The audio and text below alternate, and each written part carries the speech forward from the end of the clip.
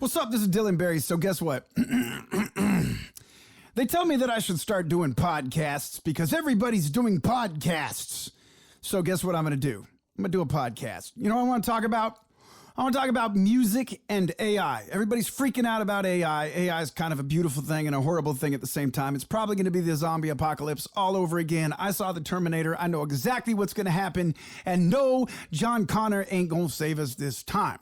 But the good news with AI is it's making things a lot more efficient. It's rapidly speeding up the processes that we all have in our daily lives, like doing stupid stuff like, hey, create 500 hashtags, or actually under 30 hashtags to go on my Instagram so that it attracts the right people, that kind of thing. Okay. Now, with this deluge of content, what remains to be seen is how much is this going to clutter up the space even more? Like we can type in scripts that we didn't even write that are going to make AI faces and lips move, and they're going to just be going blah, blah, blah, blah, blah, blah, all day long. So look, I'm a real person. I'm not AI. I know that probably with this voice sample, somebody could make me AI and say whatever the hell they wanted to, but why would you want to do that? Do that to somebody more important like Vladimir Putin, and you can tell him to pull out of the war. Okay, here we go. Let's get on to something more pressing to the music and artist community. Now, this is something that translates to everybody. It's about the role of humanity and authenticity in what you're doing. Okay, so I'm going to go through some of these AI tools and tell you what they do. Then I'm going to talk about why it matters and why it doesn't. First of all, music creation and engineering. Tools like Lander use AI to simplify the audio mastering process. Unfortunately, it doesn't work that well. I tried it, and Lander, your stuff sounds like shit. I'm sorry, but it just does. All right, so Google's got an open source program called Magneta Studio that uses AI to create unique music arrangements. Me, I'm absolutely against this. I don't want you to make unique music arrangements. I want to do that. That's my trade craft, okay? You let the bots do the other stuff. But here's what I'm going to say. There's one more. Aiva offers AI-powered tool for automated music soundtrack creation, mitigating concerns about music licensing and royalty. Well, let me make it clear to you what those people's concerns are. Their concerns are they have to pay somebody for the work they did. So mitigating it means they no longer have to pay somebody because some little AI-powered tool can create noise. Well, guess what? That's all good and fine until you wake up and realize you got shit for music because all of us starved out and we can't come and play you our pretty music. Okay? So I know things will change and you can't change the rolling tide of AI and bots, but one thing I can say is that you certainly can support your fellow man and woman and everyone else in space aliens and whatever anybody identifies with. And because if you support your fellow people, then you're supporting humanity and you're supporting our species, not the bots. Okay, and I'm going to delineate the two. Bots were created by humans, but they live in their own little world and they can think for themselves. So let's not, maybe don't give them our money. Anyway, I said that as I pulled up the bullet points for this talk on chat AI, so I'm kind of a hypocrite. But you know what I'm saying? Like, there's reasons for AI and there's things that we should not have AI for. And to me, replacing artists is not one of the things we should use AI for. Now, supplementing what artists do, that's dope. If I can get my mix done a little bit quicker, cool, because you can kind of analyze for me that it might be overcompressed, or it might be this, or it might be that. As long as I can control it, because I might want it overcompressed, then that's cool. It helps with those things. Also, hey, when I say something onto a track, if you go ahead and write the lyrics for me in real time, I'm cool with that. I can edit the lyrics real quick. Cool. Fine. Do it. All right. So AI music in the listening experience. AI provides contextual music recommendations, taking into account the listener's environment and emotional state. Sweet. So how does it know your emotional state? Because I can tell you almost every morning I yell at that dumb Alexa. I'm like, Alexa! And I yell at her and she doesn't know what I'm saying.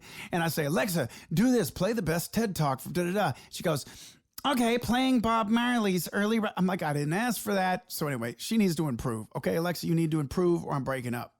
All right, the next one is these recommendations enhance the listening experience and can provide therapeutic and emotional positive experiences. All right, that's cool, but who cares? You know what I mean? I don't. All right, the future of AI in music. The potential of AI in music is vast, right? It is. You can do all kinds of different things. The thing that bothers me the most, copyright, like if you can create anything just by hitting a button, Is that really art? I don't know. Is it?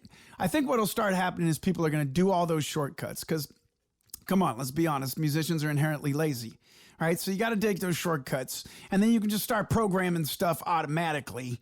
And then it's just like, okay, it's what's in my head. So I'm not against this. If I could sit down and go, okay, here's the, and then I go,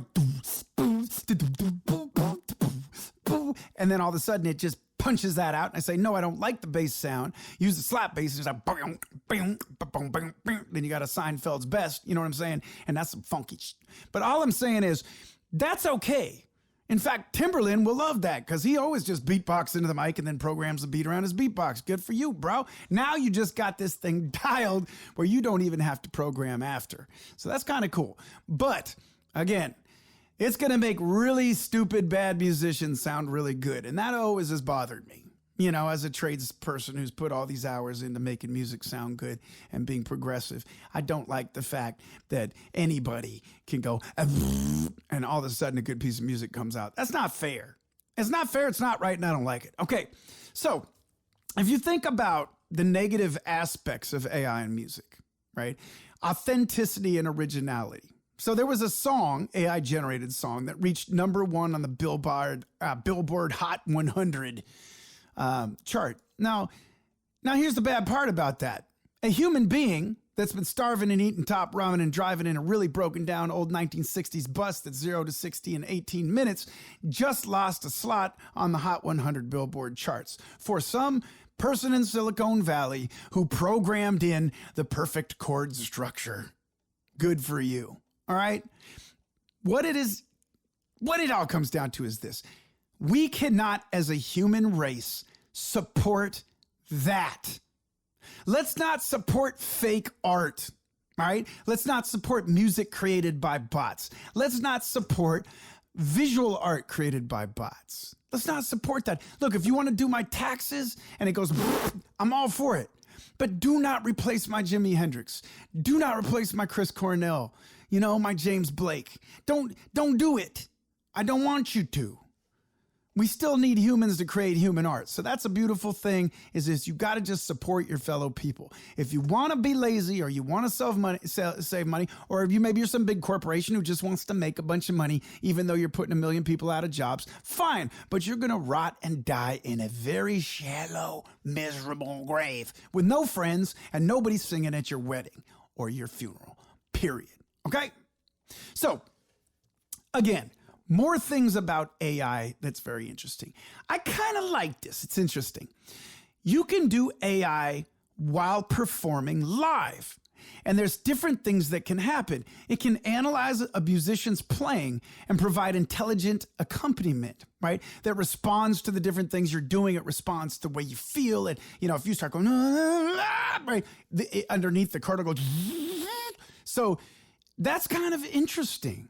It also is going to be an absolute train wreck because you're probably going to change 1 million keys and the whole thing's just going to not sound disjointed and everything. But that's kind of cool because that just goes into another realm of art. It's kind of like when you went from fine art painting, and doing very perfect paintings of a structure or a person to go into Pollock where you're slapping paint on across the room on the board, or Warhol, where I keep saying Warhol because my dude Warhol's messed that up for me. Warhol is pissing on a canvas. But anyway, I digress, and I'm sorry to use the word pissing, but hey, all humans do it. Okay, moving on. AI music listening experience. Okay, we talked about that. We already talked about that. I want to talk about it again. If it wants to enhance my listening experience, cool. But get out of my head. I can figure that out on my own. So here's what I'll say about AI and music. Will AI replace humans? Well, hell yeah. But just for some things, I think. I think when AI tries to fully replace humans, that content will not have a story.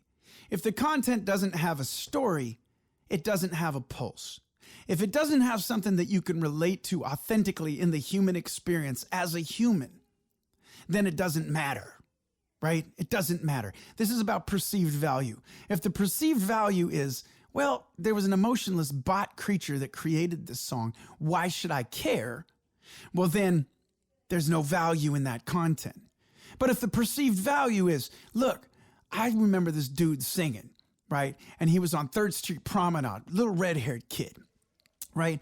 And he was singing. He had the most amazing voice. And I remember him out there busking every day for $20. And guess what? When I saw Ed Sheeran at the Universal Amphitheater sell out, I went, you know what, bro? You did it. You did it. He has a story, and that's why you love the music. All right, this is Dylan Berry, and, that's my ramble for the day. Thank you for listening to my podcast. You can find me on Dylan Berry Official somewhere, especially when they turn my social media back on. Okay, I hope you're all doing good, and you're beautiful, lovely people, and please tune in again. I will talk to you later. This is Dylan Berry. Peace. I'm out.